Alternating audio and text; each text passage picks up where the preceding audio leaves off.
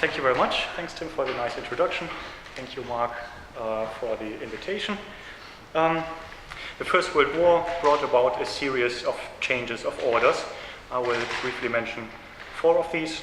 In East Central Europe, we have, as we have seen already in the talk before, we have a change of political order, of concepts of legitimacy of rule and statehood, from imperial to national, with a number of independent states emerging from the region where multi-ethnic empires had formerly met. On a more global scale, we have the emergence of competing economic orders, a change which had implications for much of the remainder of the 20th century. Moreover, as Adam Tooze points out in his most recent book, we have the rise of the US-American superstate that geopolitically and economically replaced Great Britain. Finally, the First World War roughly coincided with the end of the golden age of wrestling, with the defeat of the Baltic German Georg Hackenschmidt at the hands of Frank Gotch, which initiated the age of choreographed wrestling. Against the context of a changing order, I will outline how the new states that emerged from the periphery of the Russian Empire, Poland, Estonia, Latvia, and Lithuania, sought assistance abroad to obtain loans and diplomatic recognition in order to consolidate independent statehood. This essentially balances and integrates 2 traditional narratives of state building: a national one, which focuses on state building within the national territories and thus excludes non-ethnic actors, and an international one, which tends to overemphasize the role of international diplomacy and congresses. This requires looking at the motivations of people who sought cooperation with the national states. In detail, this entails looking at what contemporaries outside East Central Europe knew of these states, how they defined their own relationship with them, and how they were perceived by activists from the region. I will do this in 2 steps. At first, I will present the exemplary biography of a Russian revolutionary who tried to become an Estonian representative. Then I will contextualize this in the broader context of the relations of national state and diaspora in the early interwar period. When Maxim Gorky, the famous novelist, and 2 less well-known men named Ivan Narodny and Gregory Maxim arrived during the Russian Revolution of 1905-06 in the United States to drum up support for the revolutionaries, they caused quite a stir. In the American public, there was the idea that something similar to the USA might emerge from revolutionary Russia. The high point of American enthusiasm for the Russian revolutionaries was a dinner given by Mark Twain for Gorky and Narodny, where the famous American author promised to support the revolution and said, quote, "If we can build a Russian republic to give to the persecuted people of the Tsar's domain the same measure of freedom that we enjoy, let us go ahead and do it." Maxim Gorky's reputation was the first to plummet. The public did not take it well that the woman accompanying him was not his wife but his mistress. To be fair, they did look quite similar to each other. Of Gregory Maxim, newspapers wrote that he had been a revolutionary leader in Latvia, many times imprisoned, and president of a democratic Baltic Republic during the revolution of 1905-06. This is what one of the newspapers wrote of him. "In the great struggle for Russian liberty, a single little republic arose, flaunted its flag in the eyes of the great white Tsar, was crushed out of existence amid all the terrors of Cossack savagery, and its president driven into exile with a price of 15,000 rubles on his head. Gregory Maxim, president of the Baltic Republic, escaped by a hair's breadth the fate of thousands of his compatriots." With Gorky practically an impossibility now, it is to Gregory Maxim that the Russians of this country are fast turning as the logical leader of their cause. Maxim's lectures turned into huge fundraising events. At one of them, 20 assistants were required to pick up the money that he had been showered with by his mostly Jewish audience. When he began selling cuff buttons, cigar cases, and autographed portraits, his popularity declined. Notable American Russians called him an impostor. When Maxim hastily returned to Russia in summer 1906, his baffled audience wondered where exactly their money was going to. Ivan Narodny remained largely undamaged by his compatriots' scandals, although he continued to make substantial money by selling bonds of Maxim's Baltic Republic. The New York Times described him in 1907 as a man who, quote, although he is only 30 years old, has made Russian revolutionary history for the last 17 years under half a dozen different names as a leader of the Baltic Republic, until it was snuffed out in an orgy of blood and excesses by the Cossacks who killed Narodny's wife and 2 children and burned his home. Narodny's wife was very much alive, but we will get to that later. In short, Narodny became a well-respected businessman, literary critic, and, quote, a fine type of the professional Russian revolutionary. When the First World War broke out and an anti-German sentiment emerged in the US, Narodny reinvented himself as a Russian patriot and claimed this was the time American firms should take over German trade to Russia. He presented himself as an official trade representative of the Russian government, shipping steel and equipment for 60 military bands to Russia. This brought him into conflict with the Russian Supply Commission, whom he accused of graft, and which in turn accused him of being insane and a German spy. The Russian consulate in New York intervened and stated that Narodny had absolutely no official connection with the imperial government. When the February Revolution broke out in 1917, Narodny began to advocate a democratic United States of Russia and claimed to have been appointed by Kerensky himself as an official representative. At this time, he also increasingly presented himself as an expert in all matters concerning his homeland, Estonia.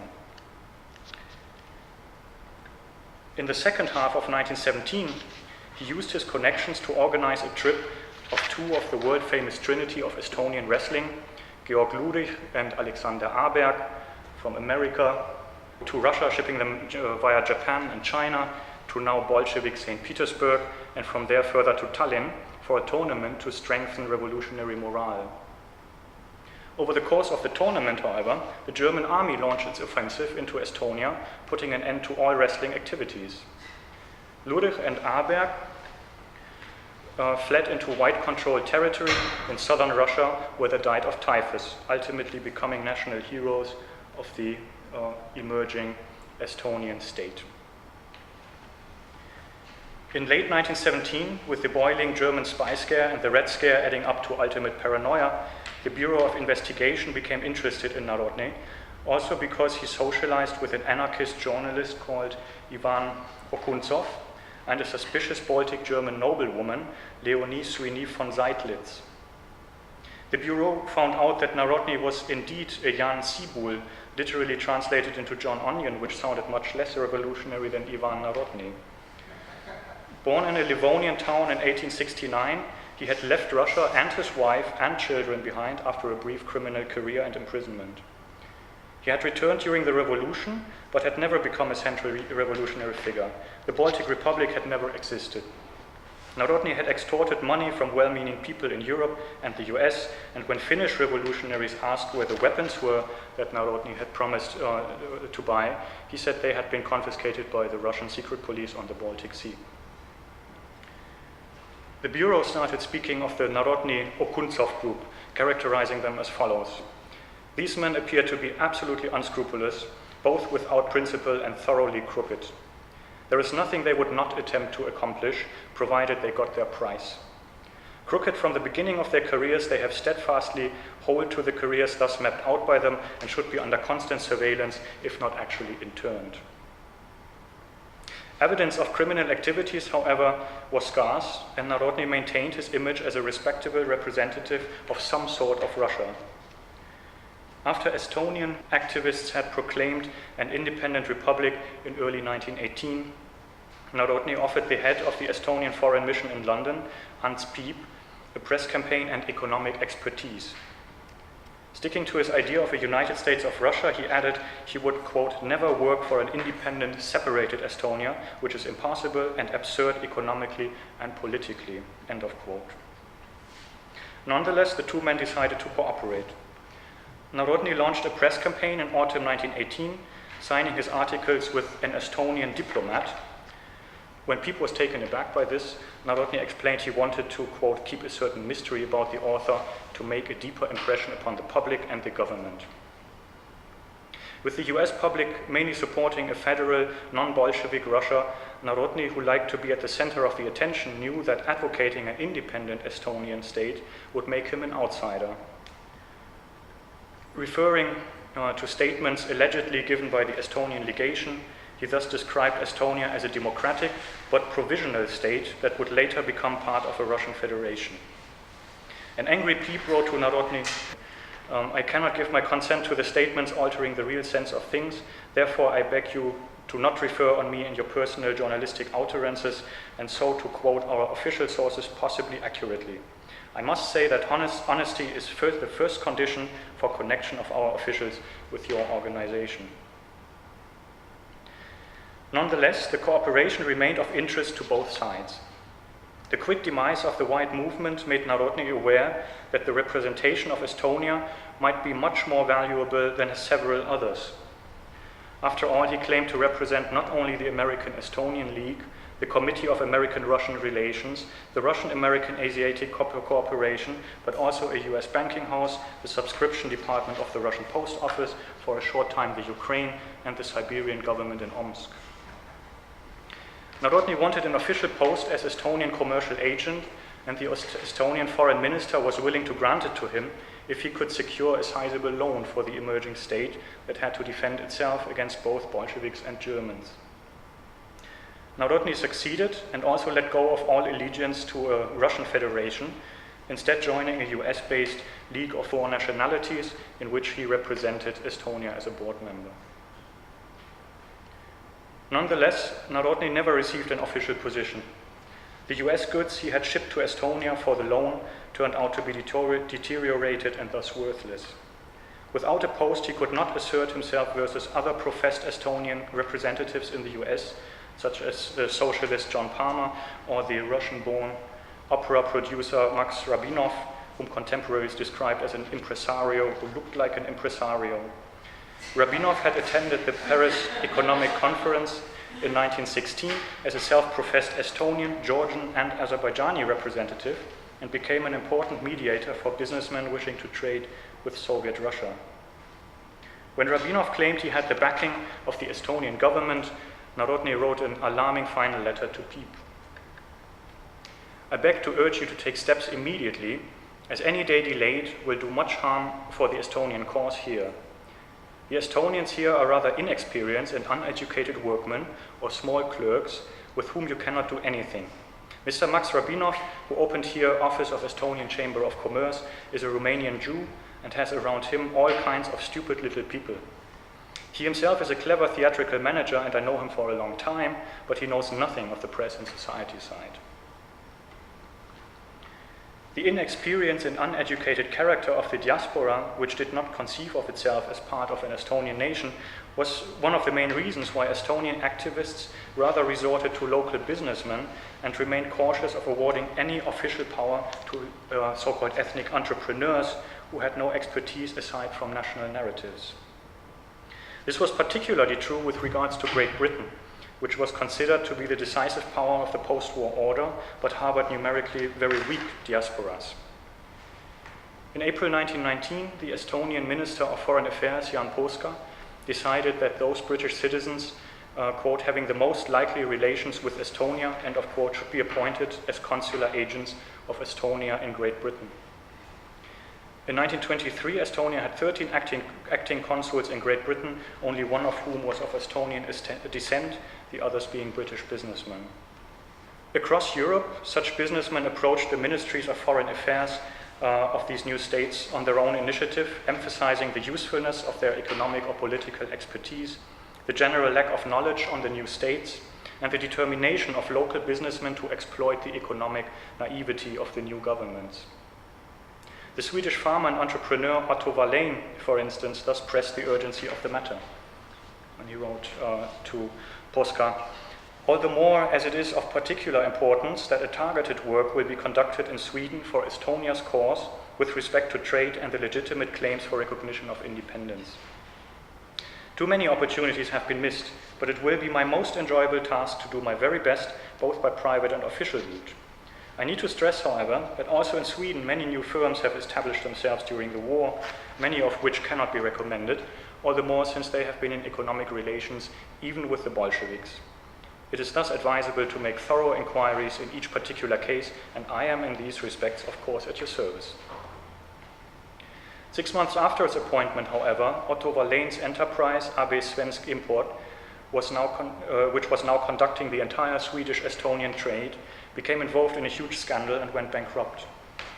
Moreover, after much beating about the bush, it became clear that Wallén had been using his title as consul extensively, but was only rarely seen at his consulate in Stockholm at all. In circles around Poska, the practice of appointing non-Estonians for official posts in the Foreign Service was viewed increasingly critical. The appointment of further consuls and commercial agents was thus stalled, which affected a certain English journalist named E.J. Harrison, who had already been approached by Poska. E.J. Harrison had promised to use his connections to the Manchester Guardian to promote the Estonian case. Harrison had traveled extensively as a journalist, had interviewed Mark Twain, had excelled in martial arts when working in Japan, and knew martial artists from the Baltics, such as the Lithuanian Karolis Požėla. Through this, he had become interested in the region. After his appointment with Estonia was put on hold, he became a secretary for the British mission to the Baltics and was later recruited by the Lithuanian Foreign Service as a press attaché for its London legation, where he remained for almost 20 years. The Polish government had it, at least theoretically, easier, as its statehood was recognized immediately after the war, or in fact during the war, in some sense. Moreover, and this made it significantly easier to obtain loans. Moreover, the Polish government could draw from the expertise of the large and diversified Polish diaspora, which included influential businessmen and politicians. Poland thus nationalized its foreign relations right away, staffing its embassies with local economic advisors of Polish descent and hiring Polish mediators for business relations with British, French, and American investors. However, the outer boundaries of the diaspora were fuzzy, particularly as there had not been a unified Polish territory for more than 100 years, and the territory of the emerging Polish Republic was, like all of East Central Europe, multi-ethnic, and the borders were at this time not clear at all yet. The Polish Foreign Service thus decided in individual cases who was Polish enough to serve the Polish state and who was not. In May 1920, for instance, Adolf Danziger de Castro, lawyer and founder of the Sephardic community in Los Angeles, applied for a position as consul.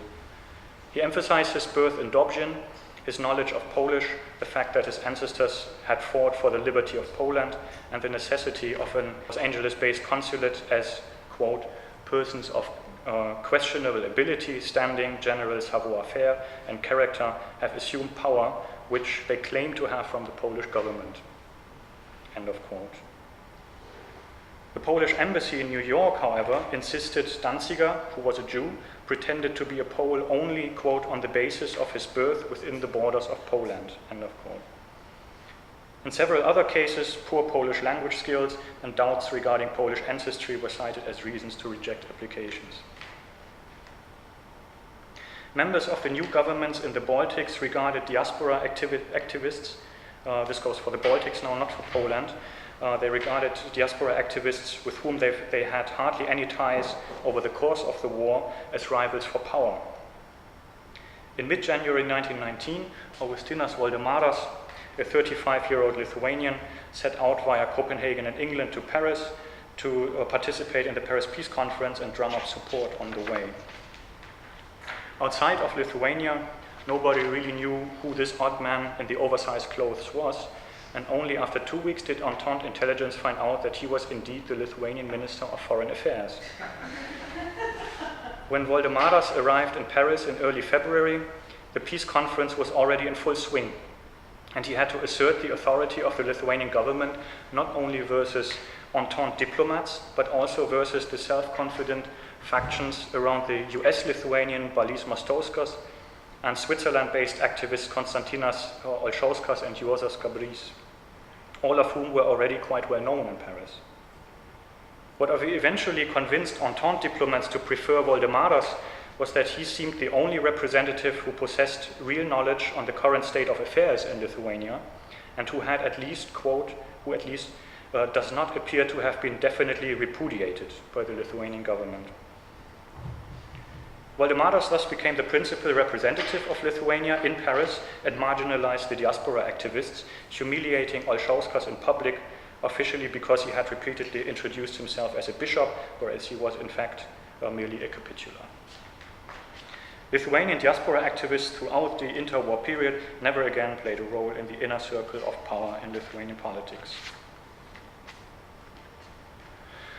The case of the Lithuanian-born Secret Service agent Kazimierz Pilenas shows remarkably well how nationality translated into state loyalty in the new concepts of order in East Central Europe. Kazimierz Pilenas was quite a similar type to Ivan Narodny when it came to adapting to the rapidly changing global order in the first 2 decades of the 20th century. But he was more adept than the former when it came to putting the new order in the words of spy stories and conspiracy narratives. Pilenas had worked as a British spy during the revolution of 1905-6 in Riga, reporting on the activities of Latvian strikers, and during the war he worked in the USA, exposing German spies, and like Narodny, was assumed to be at least a fraud and possibly a German spy himself by the Bureau of Investigation. Subsequently, he worked to uncover Bolsheviks in the US during the Red Scare, and then blew the whistle on the diplomatic underbelly of the establishment of the Order of Versailles. In Pilenas' account, the order in East Central Europe, and especially the looming conflict between Poland and Lithuania, was shaped by different factions of either naive or sinister motivations, ranging from Polish opera singers across French femme fatales, Russian anti-Semites, British feminists, to the French president himself. Ultimately, however, Pilenas presented a narrative of national order and ethnic conflict in the guise of a pre-World War I great power spy thriller. In one of his various exploits in post-war Europe, Pilenas came across a mysterious charge d'affaires at the Lithuanian legation in Paris by the name of Oskar Vladislas de Lubitsch-Miłosz. De Lubitsch-Miłosz was without a doubt a man who fascinated his contemporaries. He was considered a poet of high standing in Paris, had studied Jewish and Christian mysticism, but according to Pilenas, he was a traitor and had been installed in the Lithuanian embassy by none other than the French president, Alexandre Mitterrand, as a Trojan horse of the Poles. This was also because Miłosz, a distant cousin of the Polish poet Czesław Miłosz, was Lithuanian only in a very old-fashioned, non-ethnic sense. He had been born in 1877 in Mogilov, today in Belarus, as the son of an officer of the Russian Imperial Army and a Jewish mother, had been baptized in Warsaw, and became interested in Lithuania only when living and working in France. There he came to the conclusion that the medieval Grand Duchy of Lithuania must have been his family's home. At this time, he did not speak a single word in Lithuanian. In another incident in 1921, Pilenas reported that an ethnic Lithuanian at the embassy in Great Britain had become the victim of a Jewish intrigue. Henrikas Rabinavicius, a Lithuanian Jew and secretary at the embassy, had accused the ambassador, Alfredas Tiškevičius, of being an anti-Semite. Supporters of Rabinavicius, however, were arguing the other way. Tiškevičius was actually Tiškiewicz, a member of the Polonized gentry, a big landowner, and thus automatically illoyal to the new national state. Pilenas not only represented this as a conflict between a Jew and a Lithuanian, but also between a Bolshevik and a non-Bolshevik. To conclude, I hope that I was able to show that state building in East Central Europe, at least on an international level, was not merely a national history or a history of ethnic entrepreneurs.